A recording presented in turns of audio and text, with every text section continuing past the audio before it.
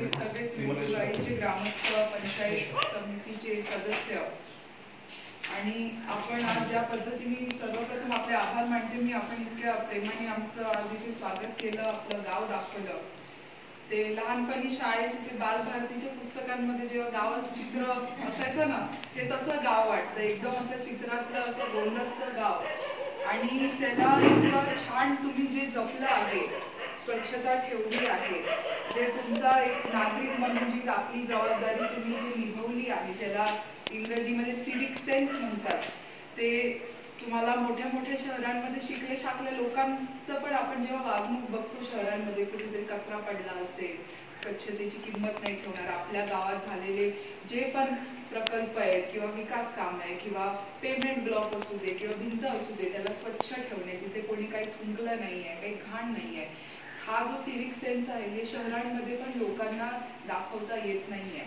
आणि आपल्या गावाच्या लोकांची प्रगती यांनीच खरं तर मला वाटतं मोजल्या जाते की आपल्या आहे त्या गोष्टी आपण किती छान पद्धतीने त्याला ठेवतो, त्याची किंमत करतो आणि इतरांनाही किंमत करायला शिकवतो. तुम्ही जसं सगळीकडे या सूचना दिल्या आहेत गावाच्या सुरक्षतेसाठी, महिलांच्या सुरक्षतेसाठी, गावाच्या स्वच्छतेसाठी आणि आरोग्यासाठी पण ते योगासनं मी पाहिले, ते तुम्ही भिंतीवरती जे ड्रॉइंग तिकडे केलेले आहेत, लोकांना तुम्ही प्रोत्साहन देता स्वतःच्या स्वास्थ्याची काळजी घ्यायला, हे सगळं एक अतिशय प्रगतिशील आणि पुरोगामी गावाचं हे चित्र आहे. आणि हे बघून इतका आनंद होतोय मला.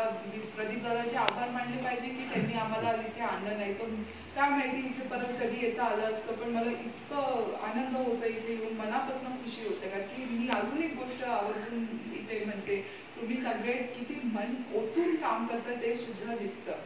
म्हणजे तुम्हाला आपल्या गावचे सगळे जे काही मुद्दे आहेत, अडचणी आहेत, तुम्ही ज्या मांडल्या आहेत, तो आम्ही साहेबांपर्यंत पोहोचवणार आणि त्याचा मार्ग काढणार, म्हणजे काढणारच. हे तुम्हाला इकडे आज शब्द देतो. आणि अस्मिता भवन असू दे, असं समजू नका तुम्ही की साहेबांची इथे फार व्हिजिट नाही होत किंवा साहेबांना इथे यायला जास्त भेटत नाही तर त्यामुळे त्यांचं लक्ष आहे नाही, असं अजिबात नाहीये. साहेबांचं अख्ख्या तालुक्यात, अख्ख्या मतदारसंघातल्या गावात, वाड्या वस्त्यांमध्ये एकदम बारकाईने लक्ष असतं, कुठे काय जास्त आहे, काय कमी आहे, या सगळ्या गोष्टींवरती लक्ष असतं.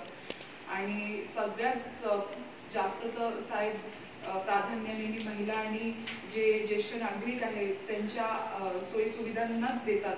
तर आपल्या गावातही तुम्ही बघाल की जे आपल्या उरलेले जे आपले काम आहेत ते नक्कीच साहेब पूर्ण करतील येत्या काळात. याच्यावरती आम्ही पण लक्ष ठेवून आहोत.